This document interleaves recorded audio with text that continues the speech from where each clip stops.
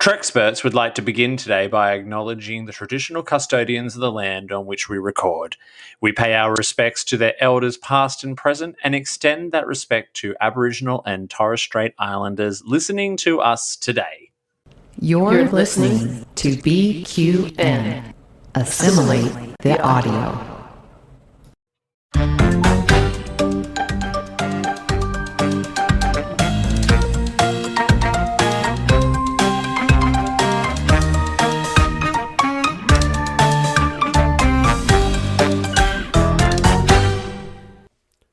Welcome back, dear listeners, to yet another round of the Treksperts Quiz, a BQN podcast. This is the Star Trek-inspired trivia podcast where each week we put two self-proclaimed Star Trek experts, or Treksperts, into a head-to-head battle for nerd supremacy to bring glory to themselves and their houses. I, as always, am your host, Davey Willett. I go by he, him pronouns, and it is my pleasure to have you join me on this microbial analysis of Star Trek trivia. A big shout out, first of all, to our BQN patrons, especially a thank you to this show's associate producers, Matt Harker, Jason Anderson, and our brand new third associate producer, Lars DeSenza from the Red Shirt Geeks and the Treknicity podcast. Great to have you on board, Lars, and thank you, Matt, Jason, and Lars, for all your support. Don't forget, you can help keep Treksperts Quiz and all the other fabulous BQN shows coming to you week by week by signing up to be a patron at patreon.com/BQN. Well, on today's show, we've got some contestants we've been trying to get on for quite a while, but it's my great pleasure to introduce a dear friend of the show who's joining us as scorekeeper and adjudicator. You know him from Love at First Contact. You've seen him be scorekeeper many times. You saw him quiz his own wife against the 234 film trilogy. It is my brother from another mother. It is Sam. Sam, welcome back for the umpteenth time to the Treksperts Quiz. I think this is my fourth time on the show. There you go. There you go. Well, I stopped keeping count, but I'm glad you're keeping count. Yes. So I think congratulations are in order, aren't they, Sam? I think you've had a share with our listeners. What's the big event you've had? Well, I got married yesterday. What? On Friday, the 24th of March, I got married down at the courthouse. It's our first wedding we're having too, so we're no longer Sam and Sophia, the fiancés. We're Sam and Sophia, the happily married couple. Congratulations. I'm so excited for you. I saw it on Instagram, and Anthony, my partner, and I let out a little squeal, so it was very, very cute. So you've got another wedding coming up, is that correct? So like a Yes. proper, yeah, because you had a bit of more of a courthouse legal kind of deal. Yeah. Oh, very, very cool. And did I see a Star Trek wedding cake? Yeah, so there were two Star Trek things I had in my wedding. I wanted to wear a comm badge originally, but we forgot it at home, so I had a little United Federation of Planets flag pin on my collar, and then our cake had a big motion picture Delta right on the front. That is very, very cute. And knowing that Sophia is not a full-on Trekkie, she's a very patient woman, so well done, Sophia. I don't know if Anthony would let me do that at our wedding. Well, congratulations, and thank you for coming on the show the day after your wedding. That's very that is it was a friend. The best gift you could have given me. Oh dear, that's too funny. So you don't know too much about our Treksperts today. We'll introduce them in a second, but you and I had a little chat offline about the difficulty curve of our questions today. What are your insights? How would you feel if you were going up against these questions? There's a couple that I think are really good, but there's a couple that are like, ooh, you got to be a Trekspert to know these. Yeah. Well, we some people told me I've gone a little easy lately, so I decided to boost the difficulty curve back up a little bit. So, and I think these two are up for the challenge. So let's meet our first Trekspert for today. Let's energize that transporter.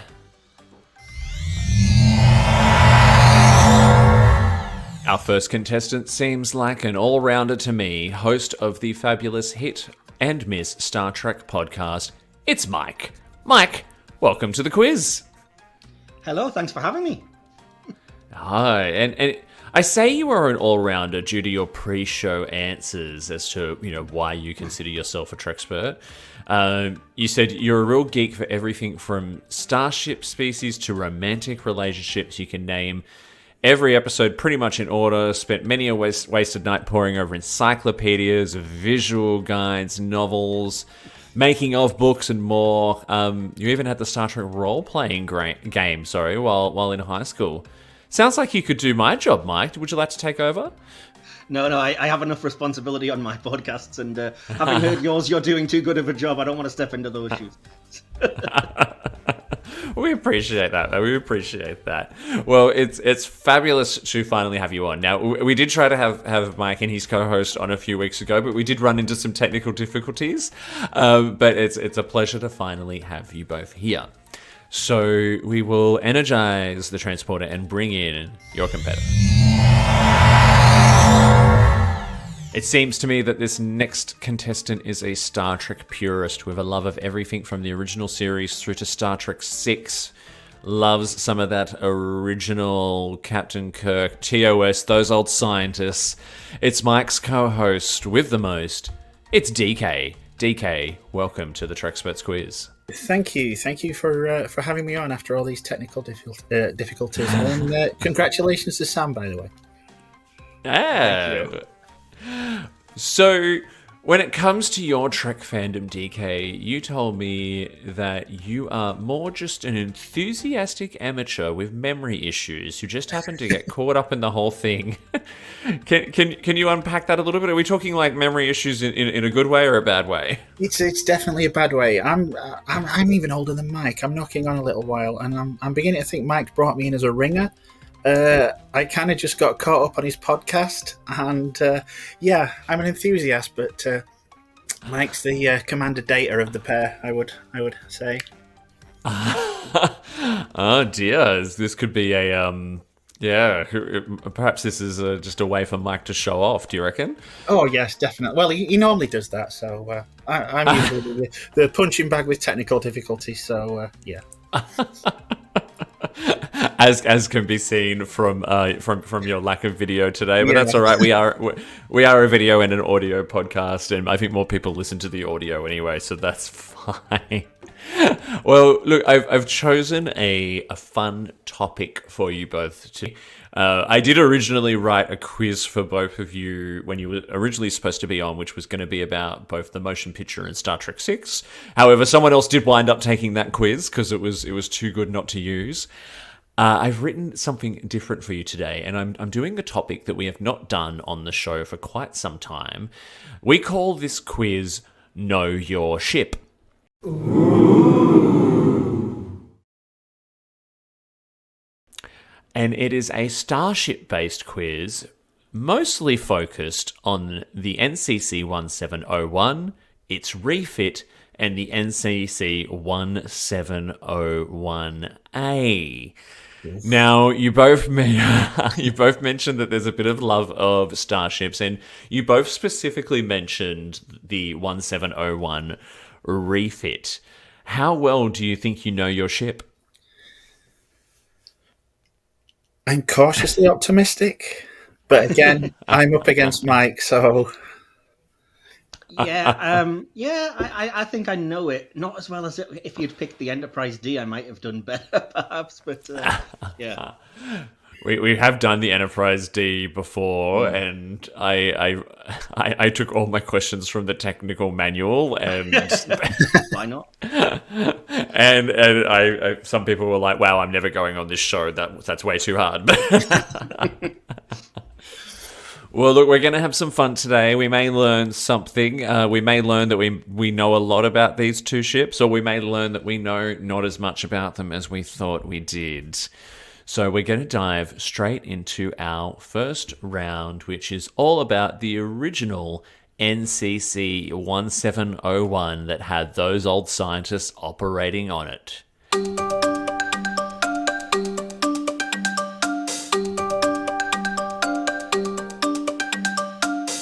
Hands on buzzers. let's get ready to go. I've got an easy question for you both to start with. What class of starship was the NCC-1? Mike. It's officially a Constitution class, but it is debatable because I think for a while it was called a Starship class in the very early days of the original series. I am going to give you Constitution class. Now, Starship class is an interesting one. I went to a Star Trek pub trivia last week, and there was a big debate over what class of starship the Franklin from Star Trek Beyond was. The official answer was the NX class. Some other people were saying Freedom class, but then my friends and I went and found a screenshot of the dedication plaque, and it said Starship class. So I wonder if that was in reference to it originally being known as the Starship class. Yeah, people have tried to retcon it as being a general class of cruiser or something. It's on the original Enterprise's plaque as Starship class as well. Well done. First point, but we are going to go with Constitution class. Chime in the comments, Treksperts, if you think it's something else, but I think it's more commonly known as Constitution. Second question, also for a single point. Where was the NCC-1701 built? DK. I'm going to have a guess. Is it the Utopia Planitia?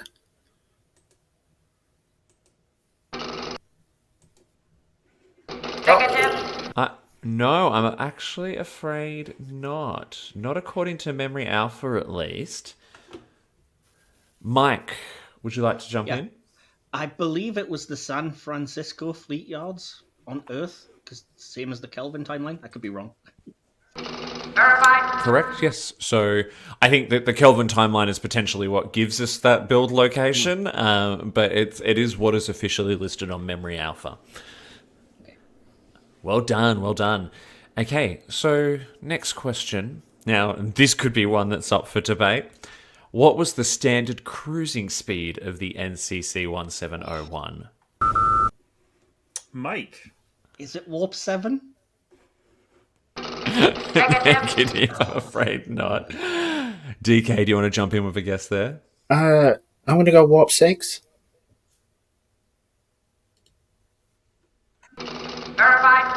That is indeed correct, my friend. Well done. All right, next question, also for a single point. When seen on screen orbiting a planet, what side of the NCC-1701 was usually facing the planet? DK. Starboard? Whoa! No, Mike. Two choices, and I get the wrong one. I'll have to go port, presumably. I know, that's like asking a true or false question. I apologize. But yes, the port side was typically seen facing the planet. Correct. All right. The next question. In the episode Charlie X, Kirk states that the Enterprise's instruments were good enough to pinpoint what?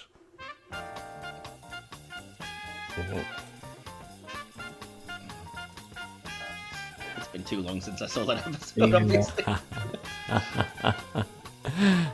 No one wants to jump in with a guess? I have no idea whatsoever. Mike. I'm just going to take a wild guess, because why not, and say pinpoint a needle in a haystack. I'm afraid not. I mean, it's kind of in that vein when you think Sam, but Yeah. DK, you're welcome to have a guess. I literally just could. I have no idea whatsoever. That's all right. Get one of these. Unable to comply. A lit match was the answer. A lit match. All right, next question. This also refers to something we hear in an episode of the first season of TOS. In The Naked Now, how much time did Scotty say the NCC-1701's engines needed to regenerate after being turned off? DK. Was it 4 hours? Not 4 hours. Not 4 hours. What do you think, Mike? I have no idea why I think this. It's probably going to be ridiculous, but for some reason I've got 8 minutes in my head. So, yeah, let's go with that. No, it's not too far off with 8 minutes. Only 30 minutes were needed. You cannot change the laws of physics, Captain. Yet he did. Somehow he did. Alrighty. So, next up we've got question 7 of 9. So, question of 7 of 9, always worth a few extra points. We've got 4 points up for grab with this round's 7 of 9. And I'd like you to name the 4 people who have captained the NCC-1701. Mike. Robert April, Christopher Pike, James T. Kirk, and Spock.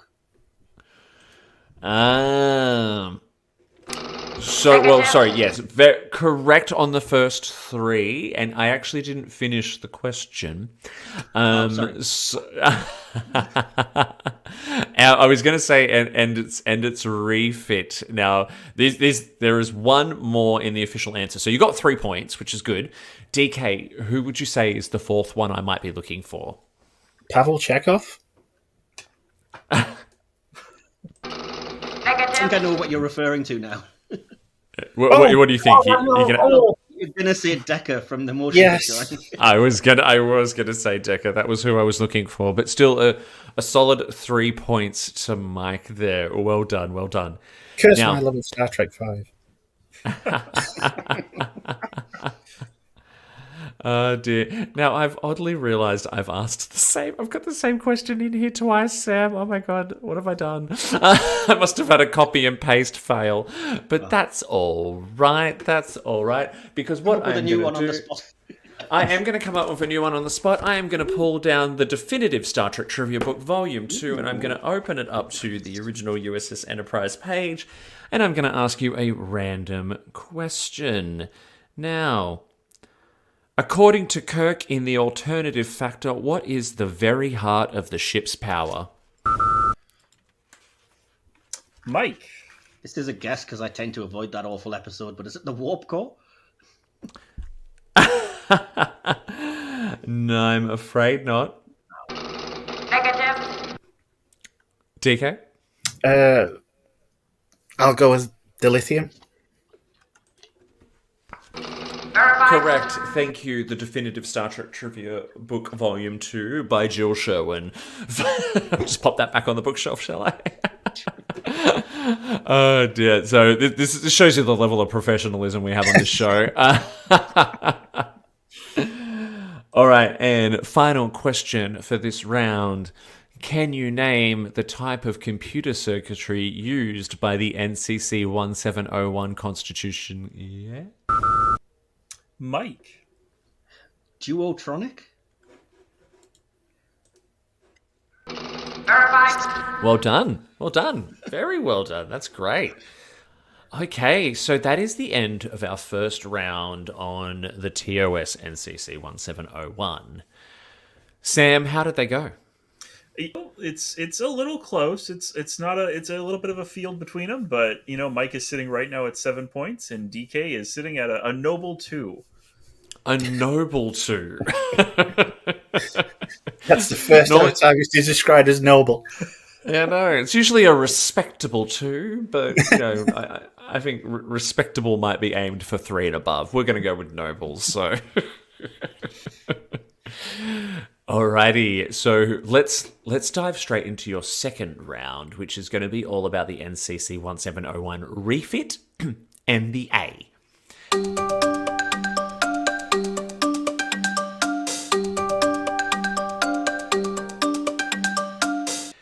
Alrighty, now you both mentioned that there's a bit of a love for the movies, so I think that some of this could be in your wheelhouse, especially yours, DK. So the first question, now I've actually had this question before on the show, but it's just so relevant to this topic that I had to ask it again to see if you knew it. How long did the refit of the NCC 1701 take? Oh, Mike. 18 months. Verified. And I think DK may have known that, judging from that little ow. Yeah, it's a locked out sign. Fastest fingers first. Fastest fingers first. All right. In 2285, the NCC-1701 refit was pulled from frontline service and used primarily for what? DK. Oh, good grief. No,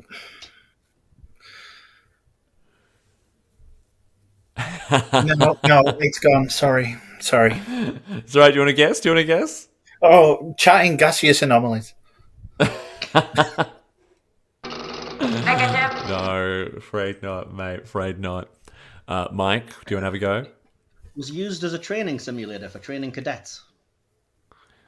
I think we give him that one. Verified. Yes, it was used for training. That is indeed correct. Well done, Mike.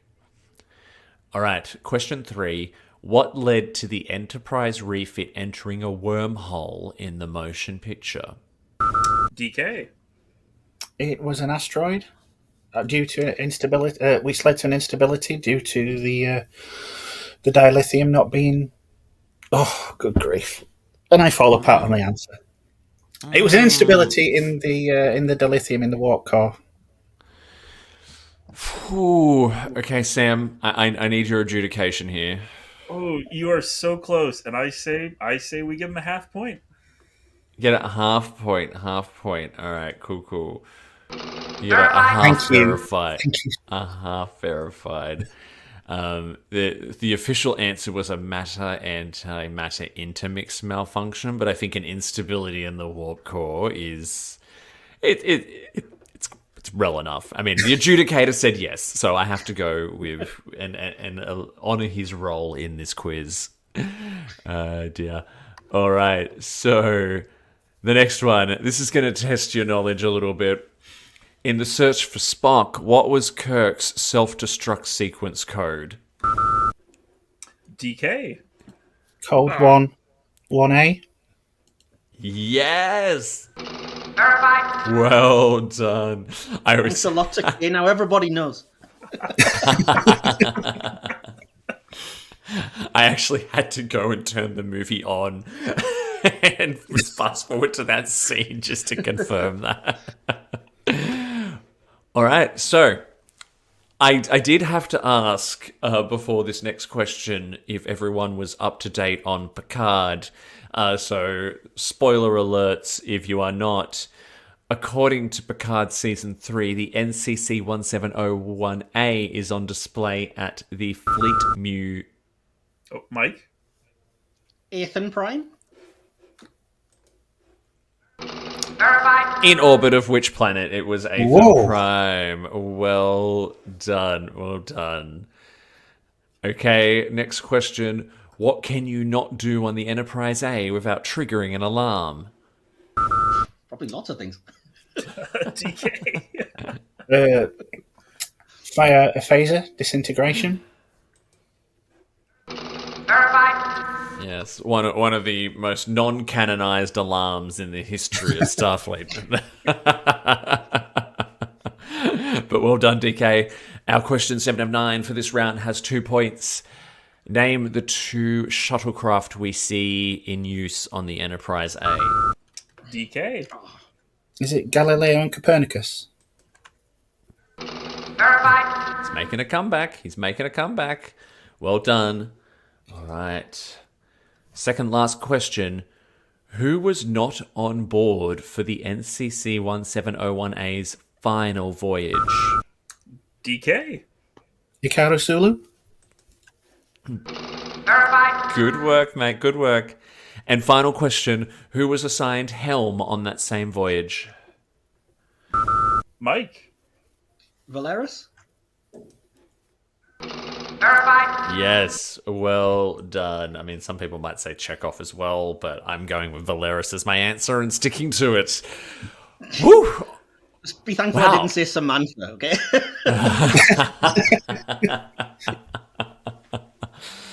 I'll always remember her from Mannequin. All right. Yes.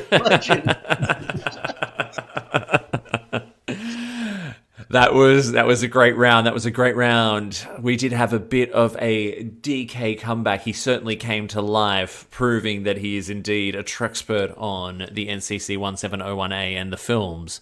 But was it enough to close the gap, Sam? It's very close. He's now at a respectable 7.5. Oh, a respectable 7.5. But has he taken the lead yet? Sadly not. Mike is still in the lead with a solid 11. A solid 11. A solid 11. We've got, I don't know what grading that, or what bands that Sam is using to change his terms to describe your scores, but we'll roll with it. We'll roll with it. I call it a spinal tap when you score 11.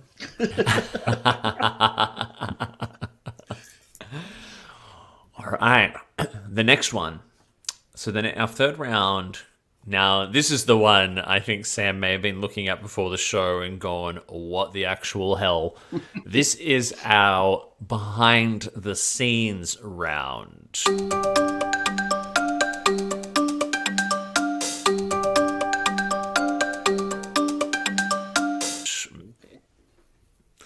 So we're gonna see, just how good your Star Trek knowledge is behind the camera, specifically when it comes to these two starships. Now, hands on buzzers, let's get ready to go. Question 1 for a single point. Name the original designer of the Enterprise.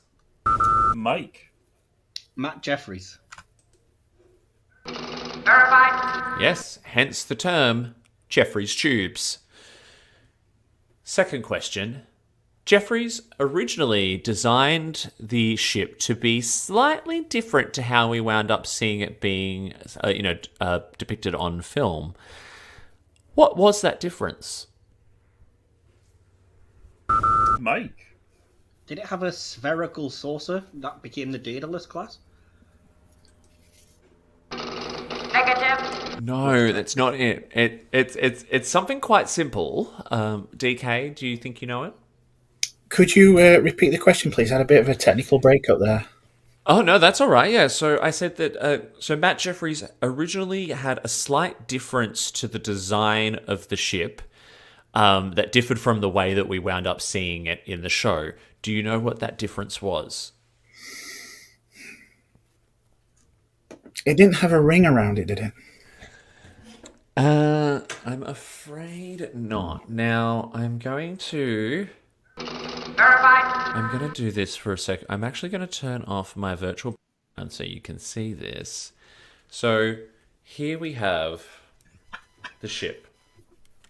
And here is how Matt Jeffries originally had it. For those listening on audio, Reliant. I've turned it upside down. Let's pop that back there and turn my virtual background on because no one wants to look at my green screen or my bike. All right, okay. So no points there, but that's all good.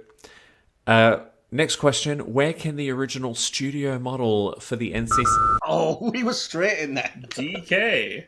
Smithsonian? More information? Airspace Museum? Verified. Correct. I would have given you the Smithsonian. I just wanted to see if you knew it. Yes, single point there for DK. Well done. The next question.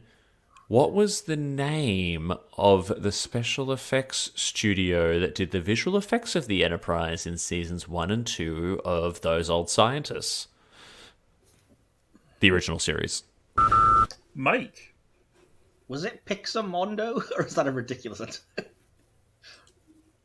Negative. I mean, it might not be a ridiculous... I have no idea what that is, but it might be something. Probably wasn't founded until 1994 or something. Knowing my look. I thought you were going to say Pixar. I was like, hang on. No, it was not Pixamondo. We'll look that up after the show. DK, do you know who did it? I have no clue whatsoever, so I'll just say Desilu because it's the only one I know. No, it was not. Negative. Negative. Desilu was the company that produced the show. It was called Film Effects of Hollywood. However, the name Howard Anderson Company also came up in my research as having done some of the special effects as well. All right. Why was the original studio model only ever filmed from one side?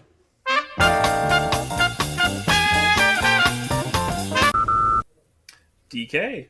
It's a complete guess, but it wasn't complete. Inaccurate. Data in error.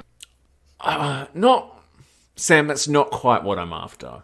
Yeah, it's very close, but it's just like one hair away from the mark. Yeah. Mike, do you want to have a shot at that? Was it just not painted? Like it didn't have detail on one side? I mean, kinda, but... Data insufficient. No, so, I mean, we could almost give a half point each here, but I'm going to let Sam decide that. The official answer is that the other side had all these exposed wires and stuff that were used for like doing all the lighting in the cells, so you can actually see it on one side. So I mean, technically, you could say the other side wasn't finished, but it was the way they constructed it is all the wiring for the lights was external, and it was just on the other side that they didn't film. I'm going to say half a point each because both answers were true from a certain point of view. There you go. There we go. We have he just got married. He's in a good mood. He's feeling charitable. He's giving out half points all over the place. So He stepped into another franchise too. Exactly, yeah. So we'll go with that. We'll go with that. It's a tricky question. All right. What is the major difference between the NCC-1701 from the Prime and Kelvin universe? Mike. The nacelles? Not what I'm looking for. Okay. Negative. I mean, they do look different, but not what I'm after. DK? The deflector dish? Negative. No. It's a lot bigger. Like, a lot. It's like bigger than the Sovereign class. Like, it's huge. Yeah, that same problem happened when they did Discovery. They decided all the ships were like 10 times bigger than they really should be. Yeah. All right, so question 7 of 9. We have 3 points up for grabs here. This is an interesting one. This is going to test your film knowledge. The legendary Douglas Trumbull was a visionary special effects designer who designed special effects for the motion picture. He also worked on which 3 other iconic sci-fi films? Mike. Star Wars 2001 and Close Encounters? So I have got 2001 and Close Encounters. I will have to fact check whether he was on Star Wars or not, but that's not the third answer I have. It's possible that is correct though. DK, do you think you could know the third one I'm after? Is it Silent Running? No. Negative. It was Blade Runner. Now I need to quickly Google Douglas Trumbull's Star Wars. I am actually, I'm already on his IMDb page. He did not work on Star Wars, but he did work on Silent Running. Oh, well, there you go. What does that mean? Does that mean does DK get an extra point for that? Ooh, that's a hard one because he did throw it out. So I think to make it fair, what we should do is I think DK should get 1 point for this. But a while back on question number 2 for this round, Mike did say that the Daedalus class, the circular hull ship, was an early model of the Enterprise, and that is correct. Jeffries did design the Daedalus class as an original version of the Enterprise, but was rejected because Roddenberry hated it. So I think it's fair. We even out the scores, and everybody's happy. Yeah.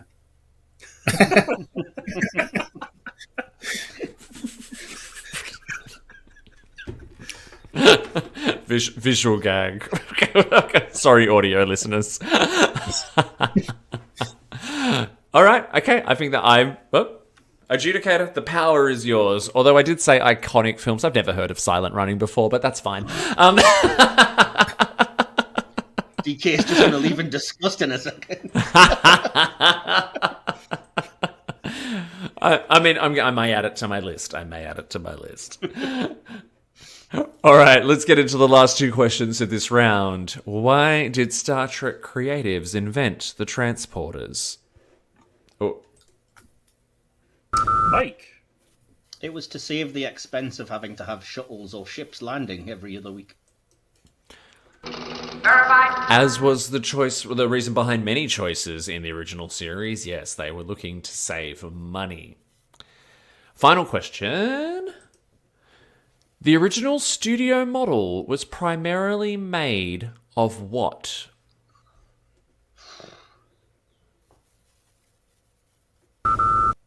Mike. Plastic? Negative. No, it wasn't plastic. Certainly looks like it. DK, what do you reckon? Balsa wood? Okay, so it was made of wood. It was primarily made of wood. Poplar wood, to be exact.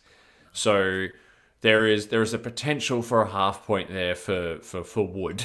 But I'll leave that up to Sam. I think a half point is worthy here. Yeah, excellent. You guys All have been too kind. This is going to go down on record as the most half-point episode I think we've ever done. But I will be the low bar that your listeners will look at and go, I can easily do better than that. Oh, you haven't? You've clearly not listened to all my episodes. We've gone low. All right, that brings us to the end of the third round. Sam, where have we wound up? Well, Mike has definitely buckled in for Warp 10 excitement because he's sitting at a solid 16 points. Whoa. And has DK caught up yet? What's that gap look like? You know, he's getting closer every single round. He's at 10.5 right now. There we go. There's only, 5.5 points between them. And I think it's time we went into warp.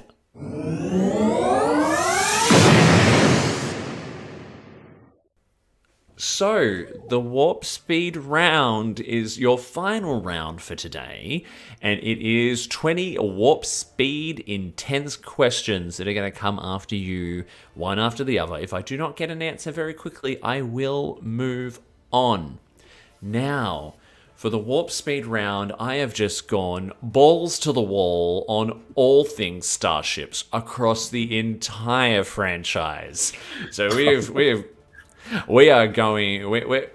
going to stray into all kinds of areas. We're going Prodigy, we're going Voyager, we're going movies, we're going original series, TNG. It's pretty nuts. Pretty ironic because we're recording an episode of our podcast tomorrow, which is on our top 10 Starfleet ships. There you go. Hopefully you've been doing your reading.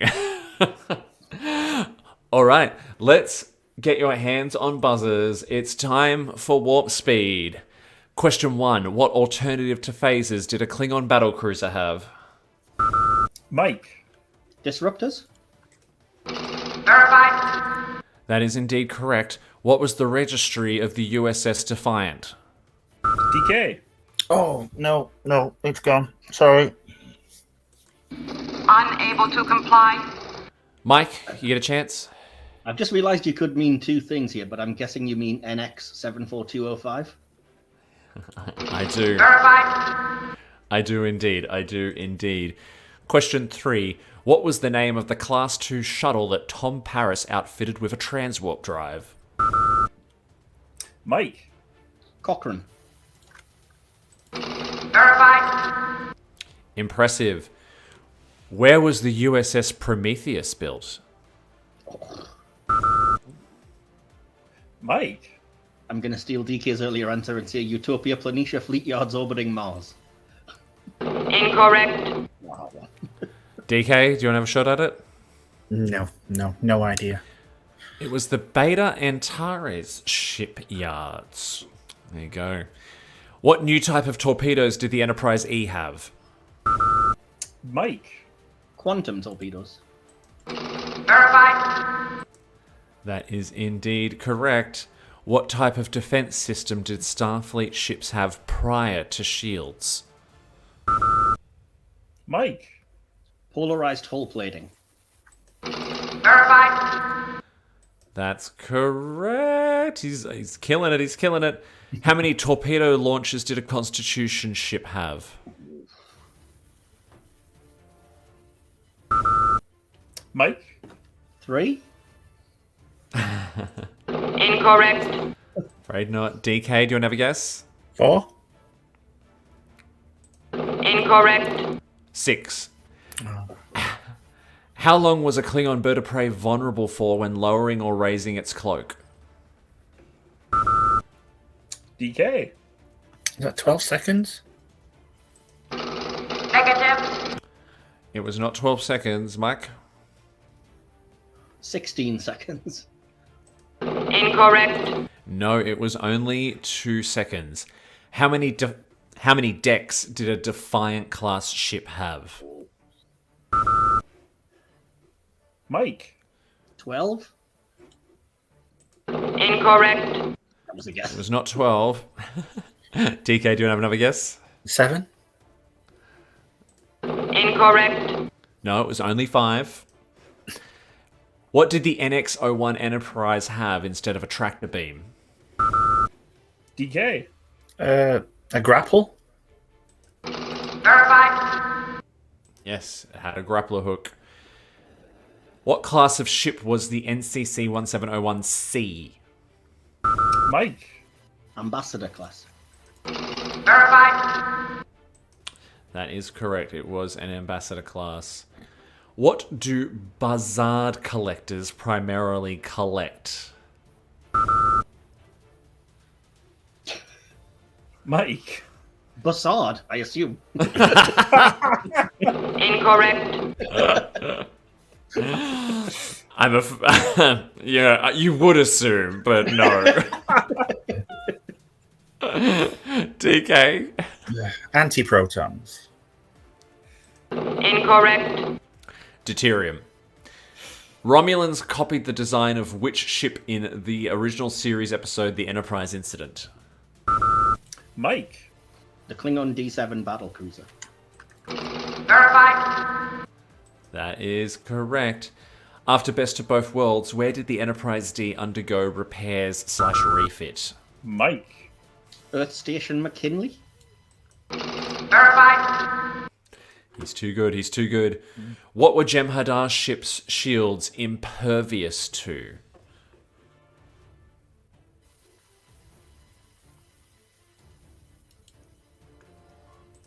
Unable to comply. Oh, just in time, who did we get? Oh, we got Mike. Yeah, Go, I thought Mike. I would just take a stab at photon torpedoes. Incorrect. Afraid not. DK, do you want to have another guess? Deflector beam? Incorrect. Tractor beams. Tractor beam locks, specifically. What was the name of the second NX-class ship launched after Enterprise? Mike.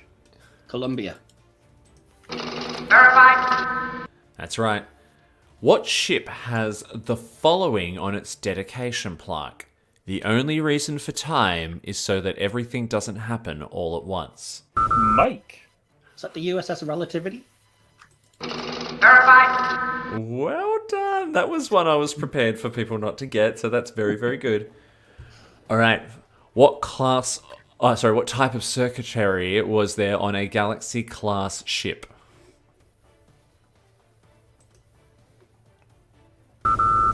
Mike. Isolinear? Verified. That's correct. That was what I was looking for. And the last question, what station was located in the center of a Constitution-class bridge, not the captain's chair? Mike. Science? Negative. No, it's not. I know that Spock is on the side. I don't know what that was. Sorry. That's what I'm looking for. DK, you get a shot at it. Navigation? I've got helm here. Sam, does he get that? It's kind of the same thing. You know, he's right, because Chekhov is listed as the navigator, and his station is also up there. Verified. All right, so our final question for the game. We are going to watch a little video now, and you're going to tell me, you're both going to do an impersonation once this video ends of what line comes next. That's a big ship. Not so big as our captain, I think. So, this is goodbye. I think it's about time we got underway ourselves. Captain, I have orders from Starfleet Command. We're to put back to space dock immediately. To be decommissioned.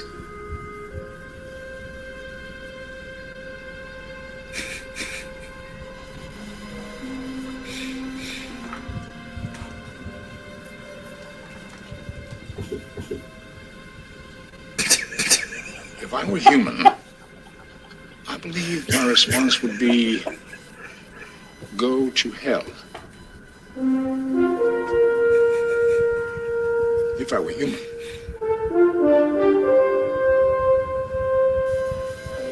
Course heading, Captain. Mike, you get it. Second star to the right, and straight on till morning. Good. Now, DK, give us your best, inspirational Kirk. Okay. I can see you laughing, Sam. Second star to the right. It's straight on till morning. Wow, well done. Bajoran clap, sorry. It's always a Bajoran clap on this show. Sam, who impressed you the most? Who really made you feel like William Shatner was on this StreamYard call with us?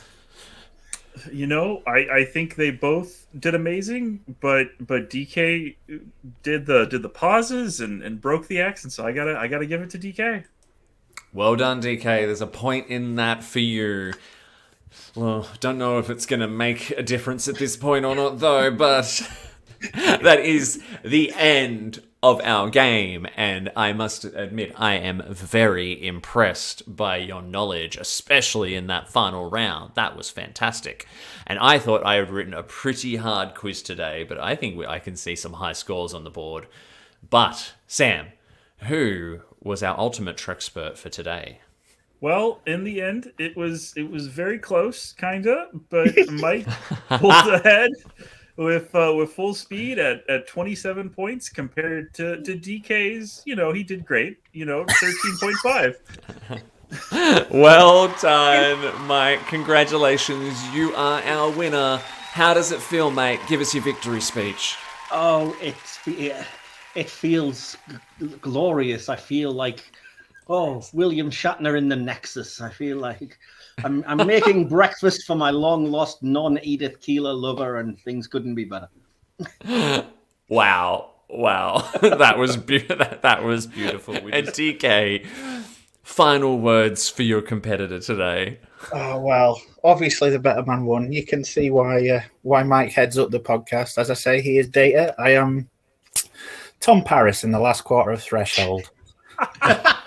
I was waiting on you saying you were Riker, like you were just the cool, suave one of the podcast. Well, I mean, I don't need to point out anything that's obvious, mate. Nice. You were just a salamander flailing around. Exactly. I've got one thing on my mind. Those have probably been the best victory and concession speeches I think I have ever heard. So that was fabulous. That was such a good game. You both did really, really well. You both got some really, really tough questions there, and both of you answered some that I did not think would get answered. So well done. That brings us to the end, though. Before we wrap up, Sam, where can the Treksperts find you online? You guys can find me over at Love at First Pod on Instagram and Patreon. Excellent. And DK, where can we find you? Just really on Mike's podcast, which is Hit or Miss Star Trek in the Silver Screen. Just following Mike around like a lost salamander. I am. Just call me Porthos. And Mike, where can we find you? And tell us a little bit more about Hit or Miss. Yeah, well, we have a Star Trek podcast, Hit or Miss Star Trek, as DK said, where you can find, we have a YouTube channel and we have a combined podcast feed for that and our film-related podcast, which is called Silver Screen Podcast, which also has its own separate YouTube channel. We recently did a very popular interview with Patricia Tallman, who you probably know from Star Trek Babylon 5 and such. So that's doing well on the channel. She also just promoted it on her Facebook page, so I'm expecting an influx of new viewers. So, Beautiful. And as I mentioned earlier, stay tuned because we are recording a top 10 episode on our best Starfleet ships, and we have a rousing panel of 5 or 6 people with, it seems like, potentially very different views on what makes a great ship. So, fabulous. So keep an eye out for that. I did watch your Patricia Tallman interview. It was a lot of fun. She seemed great, very relaxed. She's friendly. Yeah. I'm waiting for the day that I get an actual, Star Trek celebrity on this show. Who knows when it'll happen? But I get way too Star Trek, so I'll just be like, thank you for coming on my show. Goodbye. You don't see us. We always meet like 20 minutes before the guest is being interviewed so that we can go, dude. Yeah. I'd be having a couple of shots of vodka just to calm my nerves or something like that. Yeah. We keep asking any guests that we have on that if they're ever in our neck of the woods to come by for a drink. If they ever all turn up in one go, I'm just bankrupt. There you go. Or out of booze, one or the other. Exactly. Well, that is so much fun. Please go and check out Hit or Miss or Love at First Contact. I'm going to be on it in a few weeks. Both are great. Both are now on YouTube, which is fabulous. And to wrap things up, listeners, if you were screaming out the correct answers today on the off chance that Mike was incorrect, which wasn't very often, and you think that you could do better, then why not put your latinum where your mouth is? You can register to be a contestant on Treksperts. You can both follow and contact the show through Facebook, Instagram, and Twitter, or by heading over to trekspertsquiz.com. You can also email us directly, trekspertsquiz@gmail.com, where you can give us feedback, suggest quiz ideas, or just to say hello. Don't forget to check out the other amazing shows on the BQN, such as All Good Things, Galaxy Class, History with the Zalagis, Infinite Diversity, Mickey's Marvels, Sasquatch, What's the T-Bev, and my new show on YouTube, The Bargain Bin Gamer, spelt Gaymer. You can find any or all of these by searching for the BQN Master Feed wherever you get your podcasts from. You can support Treksperts Quiz and all the fabulous BQN shows by becoming a patron of the network by visiting patreon.com/BQN. For as little as $2 Australian a month, you can enjoy early access to some shows and join our Treksperts Quiz live, which includes real prizes. Or for as little as $5 Australian a month, you can get exclusive network content and join in our monthly roundtable known as the Hive Mind. Finally, you can also join the BQN Collective on Facebook, which is full of BQN hosts and listeners having conversations and sharing fun content related to our programs. It is a great place to hang out online. So that is it for now. Do keep an eye out. We are coming very close to the end of our first season of the Treksperts Quiz, and we have just announced that after the conclusion of Picard Season 3, we will be doing our season finale, which will be a live broadcast reason for the season on Picard Season 3, and my first contestant happens to be on this call, and that is Sam. So, Sam, I hope you're paying close attention, because you will be one of 4 going up for the title of Ultimate Trekspert for Season 1, which is very exciting. He's giggling nervously over there. I really am. Please tune in next time, but until you see us again, make sure that no matter what you do and no matter where you go, make sure that you go boldly. Live long and prosper, everyone. Peace out.